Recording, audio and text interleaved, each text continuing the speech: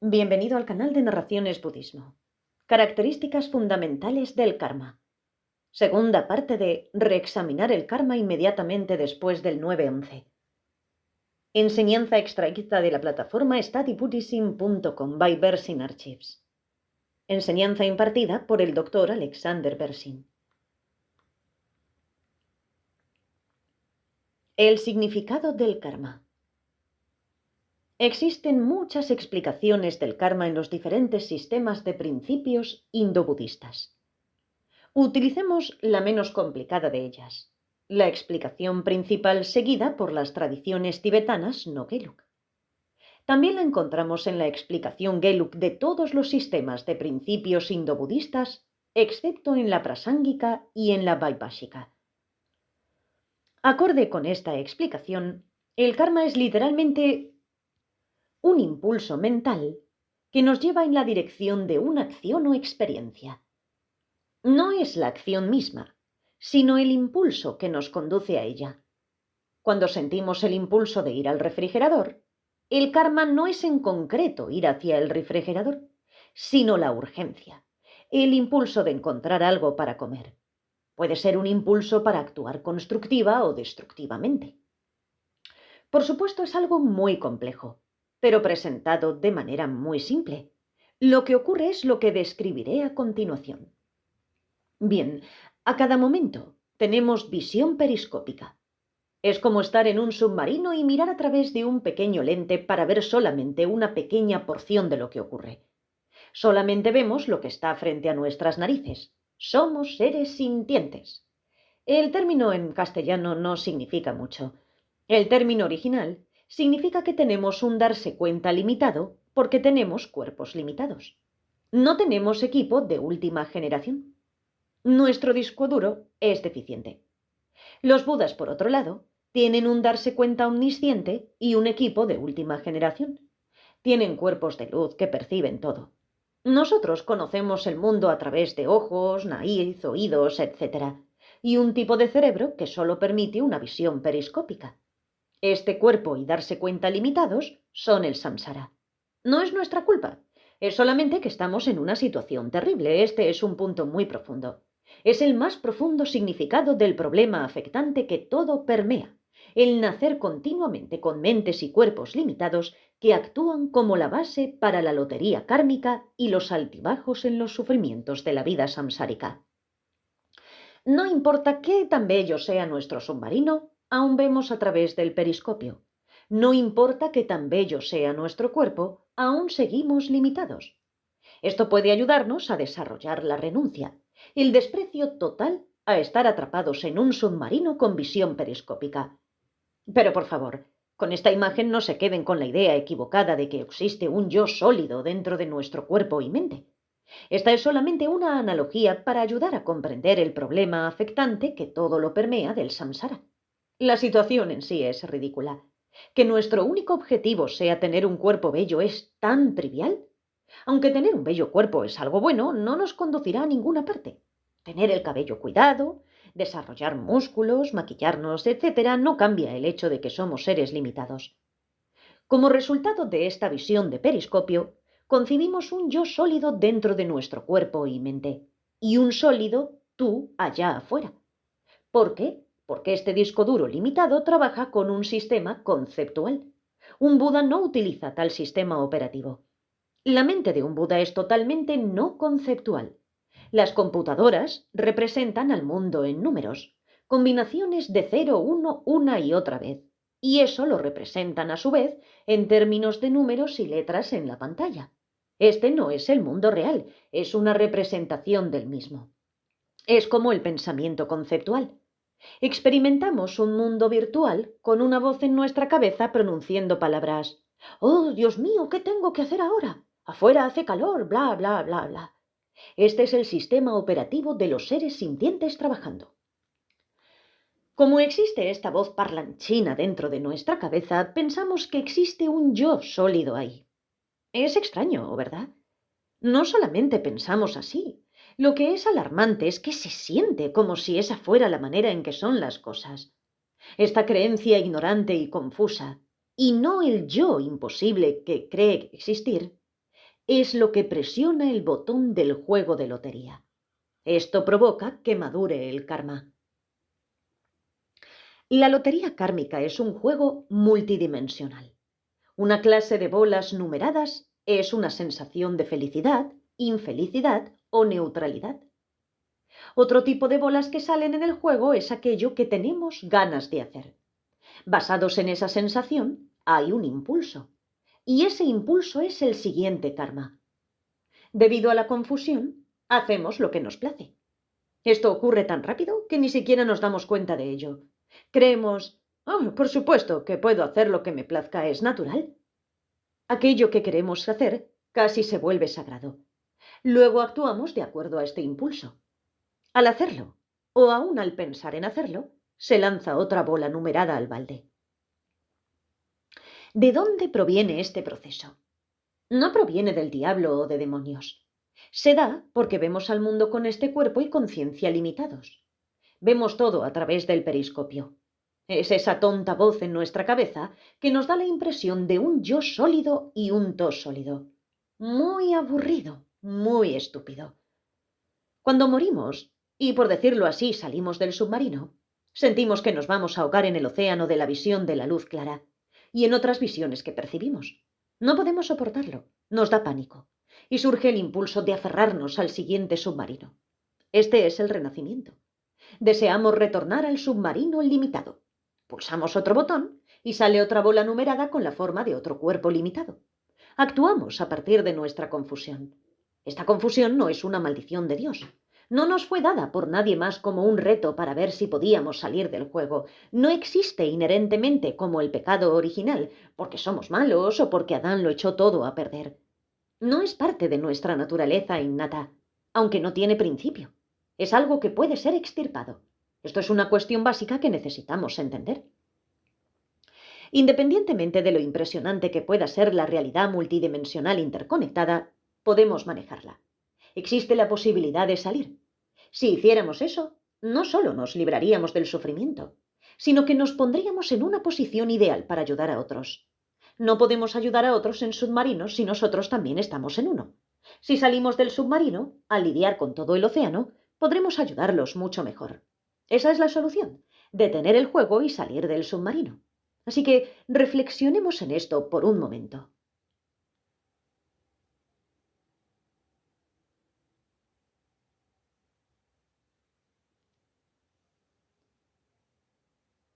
Todos estamos en submarinos, mirando a través de periscopios, viendo campos de visión muy limitados, con toda esta basura saliendo de las bocinas constantemente. Debido a eso, todos intentamos conseguir un submarino nuevo al morir, porque pensamos que eso nos hará felices, y nadie de nosotros sabe qué ocurrirá después. Cuando morimos, nuestro pánico nos hará saltar a otro submarino. Todos hacen lo mismo, es algo patético. Esta es la espantosa visión del samsara puesta en una imagen muy simplista. Hablemos de las fuerzas kármicas. De acuerdo a la explicación que estamos utilizando, el karma es un impulso mental que nos conduce en la dirección de cierta experiencia. Por supuesto, tenemos elección de actuar o no tal impulso. Si tenemos el impulso de decir algo desagradable a alguien, ¿qué vestido más feo estás usando hoy? Si tenemos presencia mental al momento que surge el impulso, podríamos controlarlo y no actuar acorde al mismo. A menudo solo llevamos a cabo nuestros impulsos. Esa acción en sí misma es una fuerza kármica, la cual puede ser positiva o negativa. Estas son usualmente traducidas como mérito y pecado, que considero como términos muy engañosos. Las acciones kármicas son, para ser más precisos, fuerzas kármicas positivas o negativas. Cuando una acción finaliza, la fuerza kármica continúa, pero ahora como potencial kármico en nuestro continuum mental. El concepto de redes o entramados quizá pueda ayudarnos aquí, aunque no sea presentado así en la terminología técnica budista. Es un agregado occidental a la explicación.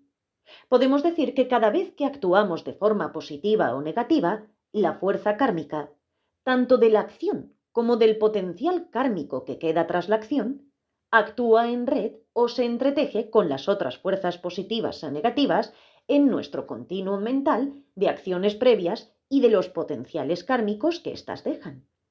Nos referimos a las fuerzas constructoras de samsara. Estamos construyendo el samsara. Las fuerzas ordinarias, negativas o positivas, dan por resultado experiencia samsárica.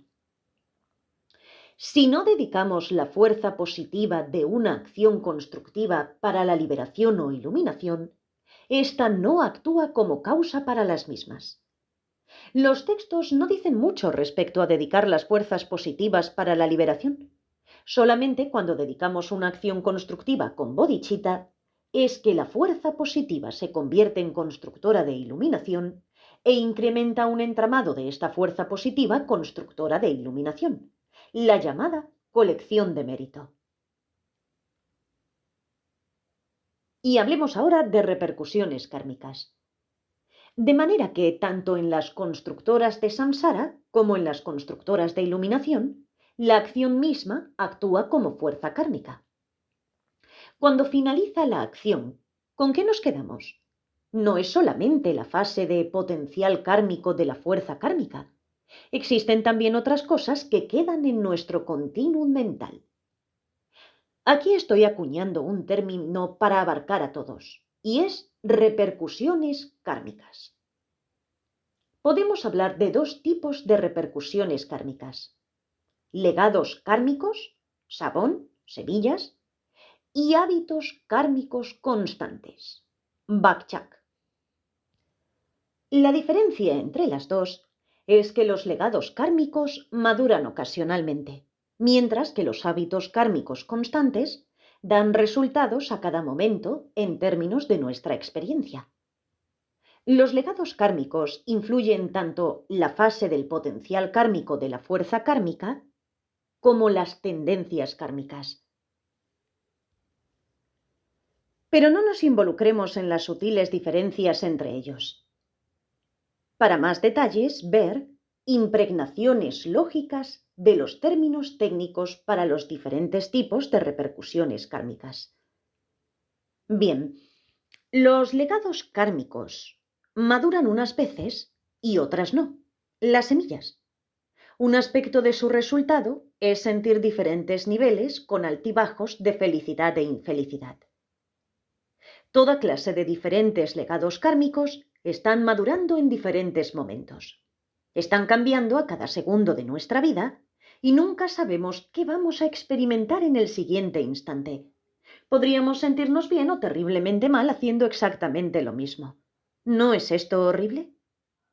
Otro resultado que viene de estos legados es experimentar los agregados de un renacimiento. Algunas veces experimentamos un buen estado de renacimiento y otras uno terrible. No es del todo constante. Algunas veces obtenemos un submarino cómodo y otras uno muy incómodo. El ambiente en el cual nacemos es llamado el resultado dominante o resultado integral. ¿Estamos en una parte tranquila del océano? ¿Hay corrientes traicioneras? El siguiente resultado es en términos de lo que queremos hacer. ¿Qué nos gusta hacer? Sentimos deseos de hacer cosas similares a las que hicimos antes. No solamente no tenemos idea de si nos sentiremos felices o infelices en el momento siguiente, no tenemos idea de lo que querremos en el momento siguiente.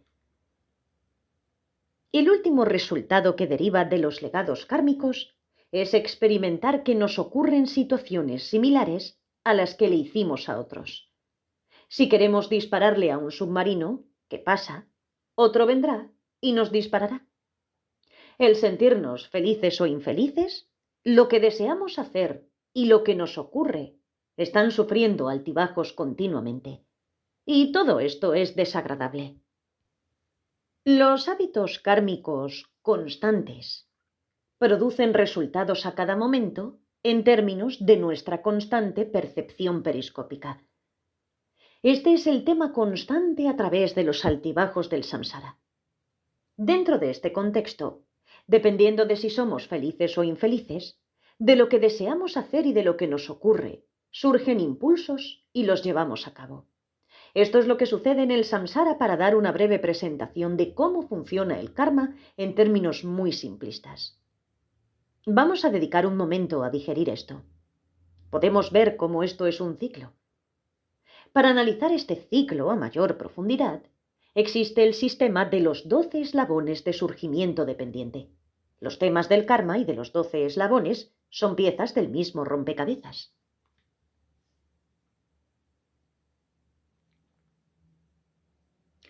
¿Cómo funciona la dedicatoria? Para que una acción positiva sea constructora de iluminación, debe ser dedicada con bodhicitta, aun si es bodhicitta artificial. No tiene que ser sincera, puede ser artificial.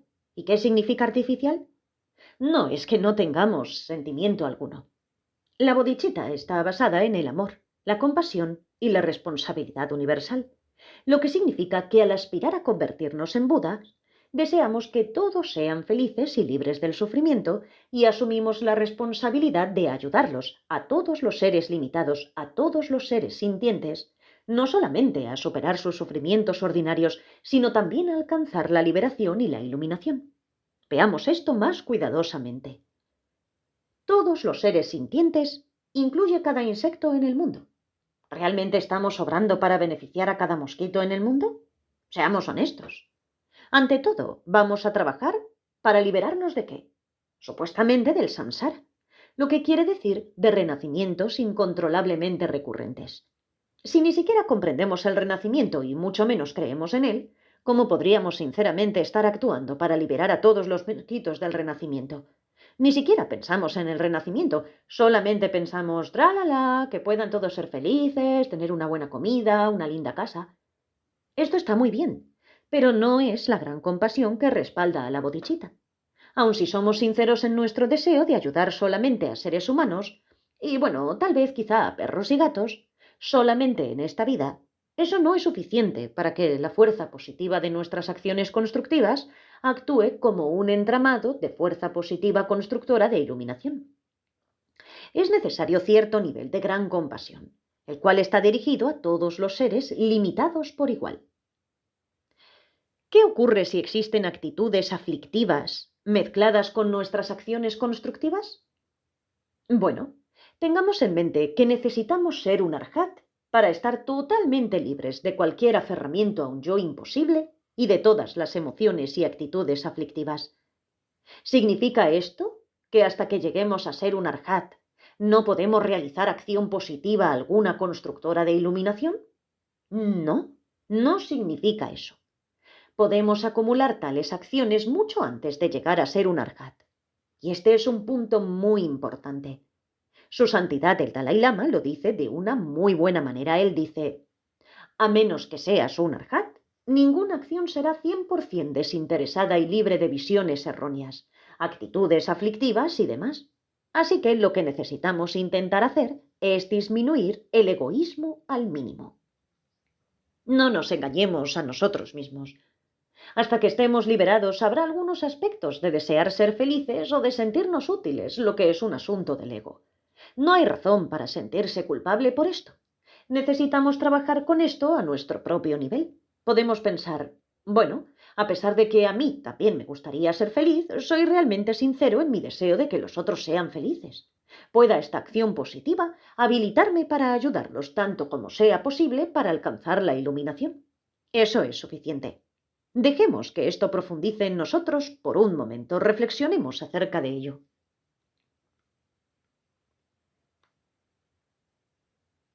Bien, esto puede incrementar la confianza en nosotros mismos de ser capaces de acumular algo de fuerza positiva constructora de iluminación. Como siempre dicen las enseñanzas y su santidad repite, la iluminación está en nuestras manos. Si una acción positiva está sostenida por la fuerza de la renuncia o por la fuerza de la bodhicitta, actúa como causa para la liberación o la iluminación, respectivamente. Si la acción positiva no está sustentada ni por la renuncia ni por la bodhicitta, resultará en una experiencia feliz más en el samsara. La propia acción puede ser exactamente la misma. Es solo una cuestión de a qué la dedicamos. Si no la dedicamos realmente, Esta será automáticamente guardada en la carpeta constructora de samsara en nuestro disco duro interno mental y luego actuará como una fuerza positiva placentera constructora de samsara. Necesitamos guardar conscientemente la fuerza positiva en la carpeta constructora de iluminación y eso lo hacemos con la dedicatoria. ¿Qué ocurre si olvidamos dedicar la fuerza positiva de inmediato, pero lo recordamos unos minutos después? ¿Eso cuenta? Bien, cuenta siempre y cuando no nos enojemos en el intermedio. Si nos enojamos, esto destruye o debilita la fuerza positiva. Es por eso que los textos dicen que el enojo es tan negativo, especialmente el enojo a un bodhisattva. Mientras no nos enojemos, podemos mover la fuerza positiva de la carpeta constructora de samsara a la carpeta constructora de iluminación. Si nos enojamos, la habremos borrado. Se acabó. Habiéndolo guardado con una dedicatoria con bodhicitta, no la destruiremos aun si nos enojamos después. Existirán las consecuencias negativas del enojo, pero eso es otro punto. ¿Qué tipo de acciones pueden ser dedicadas? Bien, pues todo lo que es constructivo, refiriéndose a cualquier acción que hagamos proveniente de un deseo de ser de ayuda, no de nuestra codicia, apego o ignorancia. O cualquier acto de evitar actuar destructivamente, porque sabemos que causará problemas, aun si surge el impulso de hacerlo. Abstenerse para desear evitar el castigo sería de alguna manera algo constructivo. Sin embargo, es mucho más fuerte cuando nos abstenemos de actuar destructivamente debido a una comprensión de la causa y efecto kármicos. Para hacer la dedicatoria necesitamos pensar: ¿pueda la fuerza positiva de esta acción actuar como causa para mi iluminación y así ser capaz de ayudar a otros? Sin la idea de un entramado, tendemos a pensar en cualquier cosa que hacemos como acciones aisladas, como coleccionar buenas acciones aisladas en una caja. Por esto me parece muy útil pensar en que nuestras acciones positivas o entendimiento profundizan, causando una impresión más poderosa y tejiendo un entramado con todas nuestras otras acciones positivas y entendimientos. La fuerza se incrementa más y más, y de esta manera realmente actúa como causa para la iluminación. La idea del entramado es también muy útil porque introduce el entendimiento de la interdependencia y del surgimiento dependiente. Nuestras buenas acciones no se dan de manera aislada. De manera similar, si tan solo entendemos pequeños puntos aislados del Dharma y nunca los conectamos, y nunca nos damos cuenta de cómo embonan, nuestro entendimiento no será muy firme. Estaremos tan solo acumulando datos. Así que también necesitamos tejer la conciencia profunda que obtengamos de nuestra experiencia en la meditación con el entramado de todo lo demás que hemos aprendido. De otra manera, solamente serán experiencias aisladas sin demasiado peso. Los fundamentos de la ética budista.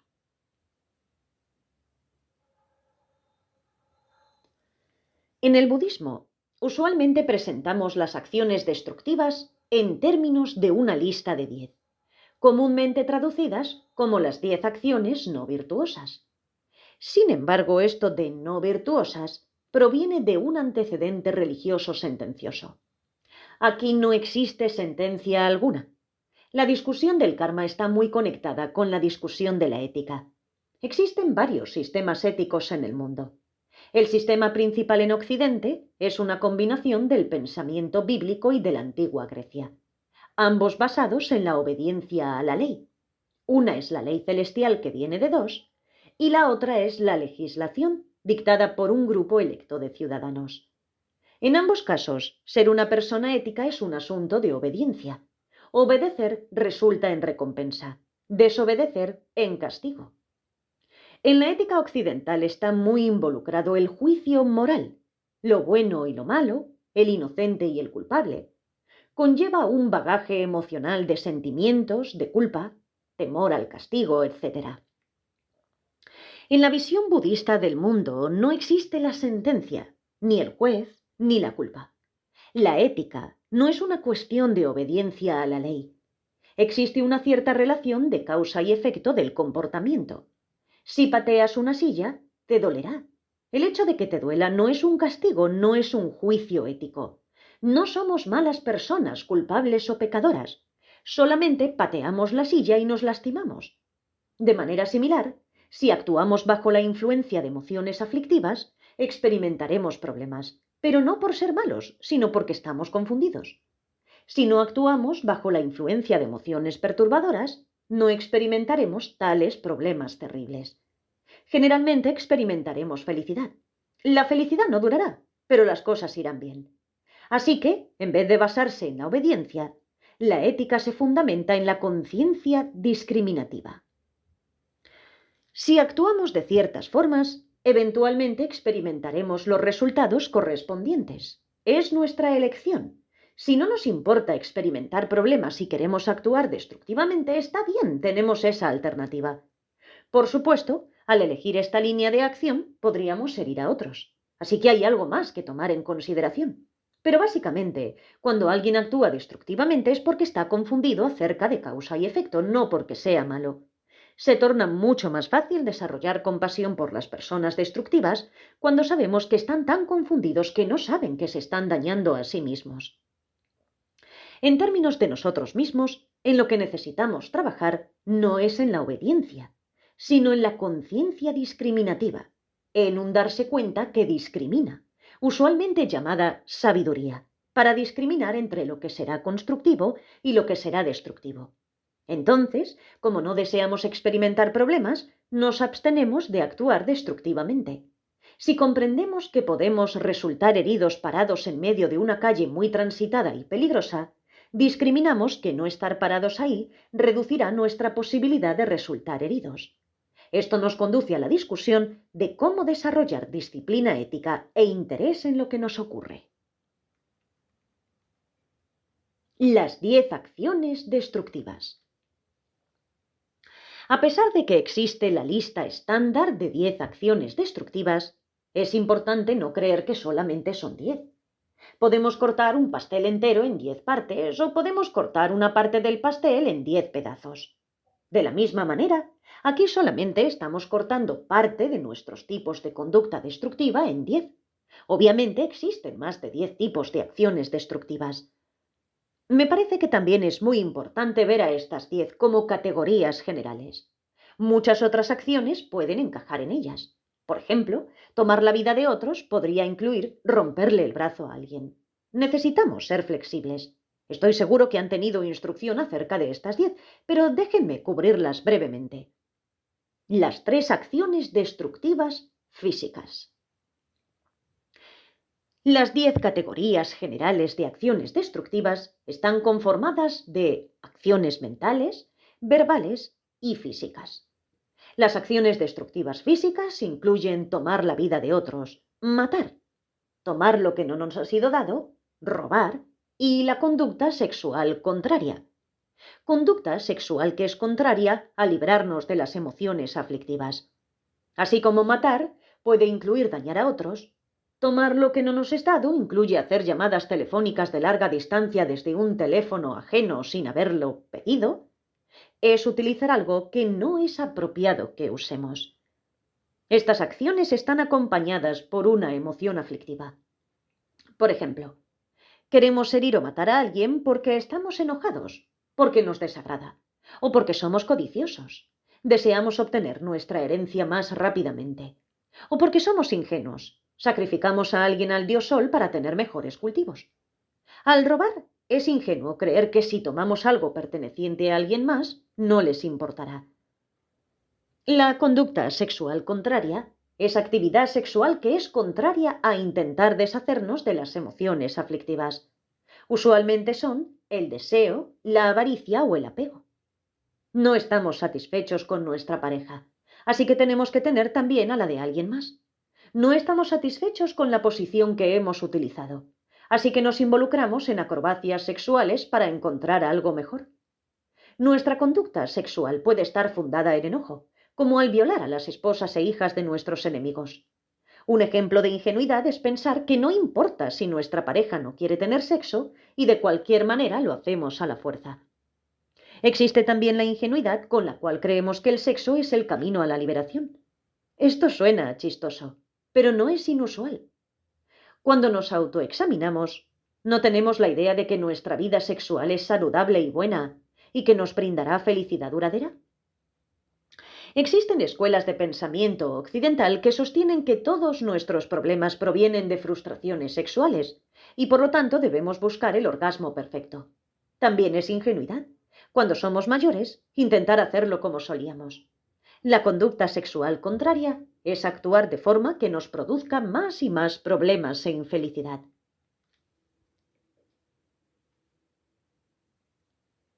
Las 4 acciones destructivas verbales.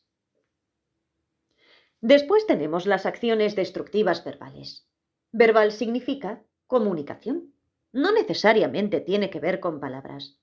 Podríamos mentir con palabras, gestos o aun con silencio. Por supuesto, la mentira más seria es acerca de nuestros logros espirituales.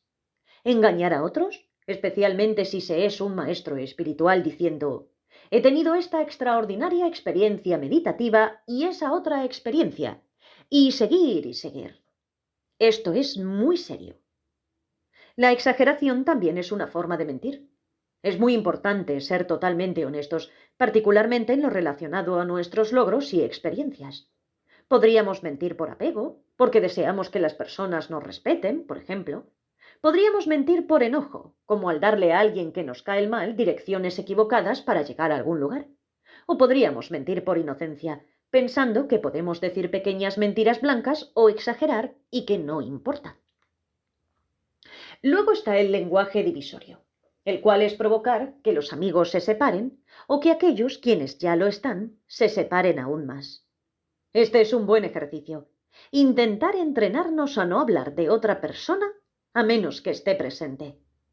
Con frecuencia, cuando contamos historias sobre algo, surge la exageración y provoca división, aun si no era esa nuestra intención.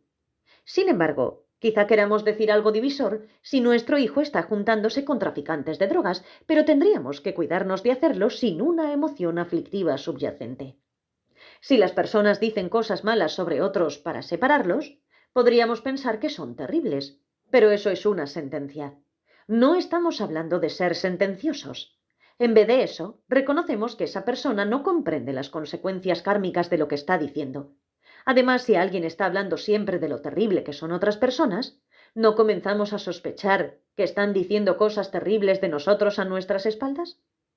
El resultado de causar que la gente se separe es ser abandonado. Es muy triste. Si repetimos una historia divisiva que escuchamos, eso solamente lleva todo más lejos y lo convierte en una acción negativa también para nosotros. Es mejor dejarla ahí. Podemos solamente pensar que es triste que esa persona hable tan divisivamente, no hay razón para repetirlo. Después tenemos el utilizar el lenguaje hiriente y cruel. Esto es decir cosas con una emoción aflictiva que hiere los sentimientos de las personas. Podría ser gritarle a alguien, insultarlos o maltratarlos. Podría estar bañado con azúcar. El sarcasmo también hiere.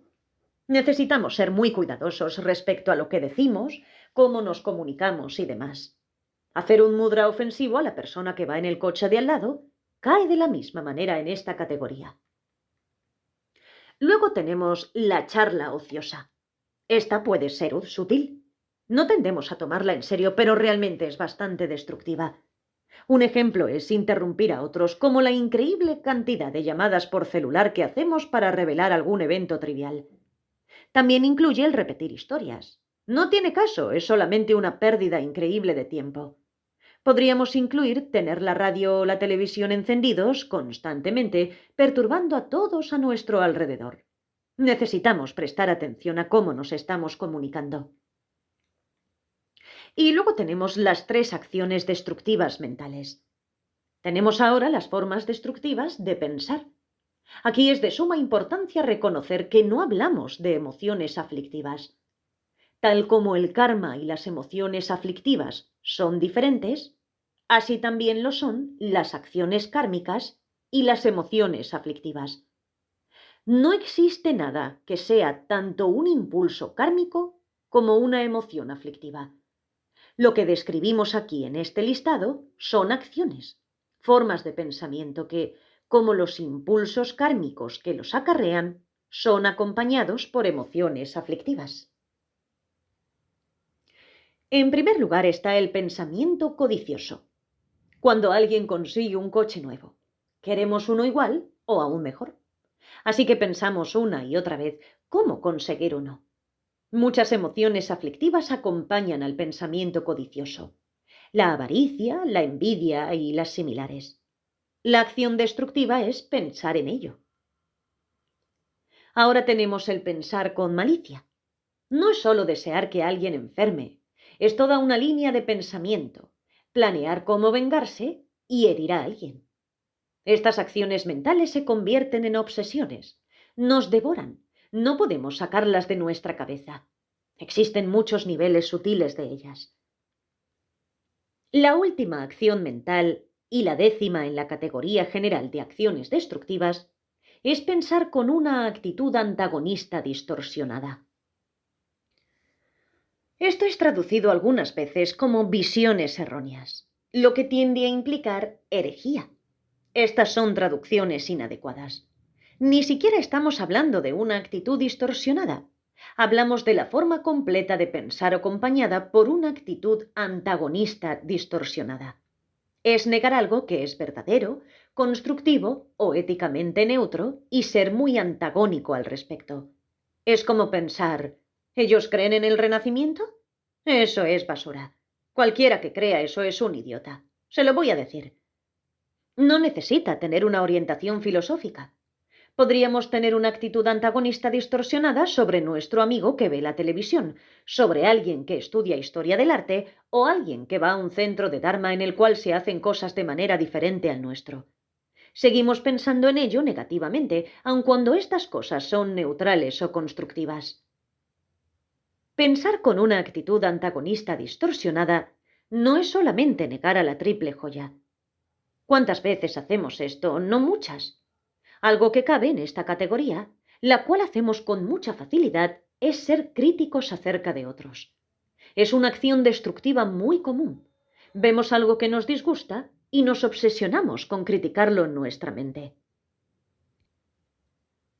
Existen dos categorías de acciones constructivas. Una es simplemente abstenerse de actuar destructivamente porque se entienden los problemas que conlleva. No es simplemente: yo no voy de cacería, pesca o le disparo a las personas. Más bien es como cuando un mosquito está zumbando alrededor de nuestra cabeza y surge la necesidad de aplastarlo, pero no lo hacemos porque sabemos que sería destructivo. Si matamos cualquier cosa que nos molesta, ¿en qué momento le pondríamos un hasta aquí? Otro nivel de acción constructiva es hacer lo opuesto a la acción destructiva correspondiente. Por ejemplo, sería de hecho salvar la vida del mosquito, ponerlo en una taza y sacarlo en lugar de tomar su vida. Llegar a comprender la necesidad de la omnisciencia. Cuando hablamos del aferramiento a una existencia sólida, hablamos primero que nada acerca de una percepción muy limitada de la realidad. Nuestra mente limitada hace que lo que vemos aparezca con existencia sólida e independiente, aislado de todo lo demás. No solamente aparece así, sino que así se siente. Cuando miro a esa persona frente a mí, parece que es una joven mujer mexicana. No aparece como si fuera apenas un instante en una larga línea de continuidad, desde la niñez hasta la vejez. Definitivamente no aparece como un continuum mental que en este momento particular está generando el cuerpo de una joven mujer mexicana y que en una vida anterior fue un mosquito, un hombre africano o un fantasma. Esta es la visión periscópica. Esto es lo que ocurre cada instante de nuestra existencia. Se siente como si esto que veo, fuera todo lo que es esa persona. No solamente aparece y se siente de tal manera, sino que dando un paso más, pensamos que corresponde a la realidad. El aferramiento a una existencia sólida implica este segundo paso. Aferramiento no es muy preciso, es un poco excesivo. Estamos conociéndolo y creyéndolo. Poseemos dos grupos de hábitos constantes aquí. Uno es el hábito kármico constante que causa la visión periscópica. El otro es el hábito constante de la confusión, el cual produce a cada momento la apariencia de que lo que vemos a través de la visión periscópica, o sea, la apariencia de una existencia sólida, es todo lo que es. Podemos apreciar que esos dos tipos de hábitos constantes siempre operan juntos. Son conocidos como los obstáculos que impiden la omnisciencia. Solamente como Budas podremos deshacernos de ambos. El karma mismo y las emociones aflictivas, que provienen de creer en lo que vemos, impiden la liberación. Mantienen los altibajos. Así que nos liberamos de los altibajos con la liberación y luego nos deshacemos de la visión periscópica con la iluminación. Una vez que nos deshacemos de la creencia de que lo que vemos con visión periscópica es todo lo que existe, entonces tenemos que deshacernos de su aparición y de sentir así. Tsongkhapa señala que el proceso de conocimiento y creencia en una existencia sólida ocurre a cada momento, no solo cuando estamos emocionalmente perturbados. La forma en que lo expresó es que el objeto de refutación está presente a cada momento de nuestra cognición, no solo en nuestros momentos de cognición locos. Además, no solo ocurre durante nuestra cognición conceptual, lo que significa que tenemos que comenzar a cuestionar cada momento de nuestra cognición. Esto es algo muy profundo. Cuando vemos alrededor de la habitación, ¿qué es lo que vemos? Todo lo que vemos es falso. En un nivel relativo, seguro que es preciso que están todas estas personas. Sin embargo, cada persona es un continuum mental que ha interactuado con cada uno de los demás continuums mentales desde el tiempo sin principio. Es increíble, y no vemos eso, ¿verdad? Aun si no lo pensamos en términos de renacimiento, sino en términos de los ancestros de cada persona. Es increíble. No vemos eso, y no se siente así. Pero eso es lo que está frente a nosotros. Un Buda se da cuenta de todo eso. Podemos comenzar a percibir lo que significa la omnisciencia. Si realmente deseamos ayudar a otros, necesitamos ver todas las relaciones, interconexiones y demás. Cuando comenzamos a obtener una imagen más precisa de lo que es una mente omnisciente y empezar realmente a apreciar cuán importante es alcanzarla para realmente ayudar a todos los demás, el dirigirnos hacia la iluminación obtiene mucho más sentido. Nuestro refugio y finalidad y bodhicitta se vuelven más firmes, inamovibles. Si no tenemos una idea clara de lo que significa ser un Buda, es completamente superficial decir que deseamos alcanzar la iluminación. Por esto es tan importante estudiar las cualidades de la triple joya a detalle, no solamente como las listas de las 32 de estas y las 80 de aquellas, sino tener una sensación de lo que significan. Si creemos que la iluminación es un mito o un cuento de hadas, es muy difícil ver realmente la necesidad de ella, la cual es una parte tan integral de la bodhicitta. Por supuesto que existen formas de presentar las cualidades de un Buda que son como contarle un cuento a un niño, pero no se sientan satisfechos con ese nivel. Existen niveles mucho más profundos de explicación. La base de toda práctica de Dharma es un refugio muy seguro y firme, una dirección segura.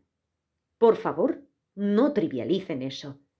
Se requiere poseer una idea muy clara de lo que pretendemos con ello, de cuál es la meta y de cuál es la dirección que deseamos tomar. Mientras más claro sea todo esto, más firme será nuestra práctica. Si combinamos la claridad sobre nuestra meta con una comprensión de la naturaleza búdica, tendremos una comprensión clara y una convicción genuinas de que es factible alcanzar la iluminación por el bien de los demás. Si pensamos que no es posible o tenemos nuestras dudas, ¿cómo podemos aspirar a ella? ¿Qué caso tendría? Si llegar a ser un Buda es un cuento de hadas, nuestra práctica es una broma. El budismo se reduciría a «solo sé una buena persona», que es lo que enseña cualquier religión. Transcripción de un seminario, Ciudad de México, México, 22 y 23 de septiembre de 2021. Gracias por escuchar. Si quieres contactar con nosotros, puedes hacerlo a través del email narracionesbudismo@gmail.com.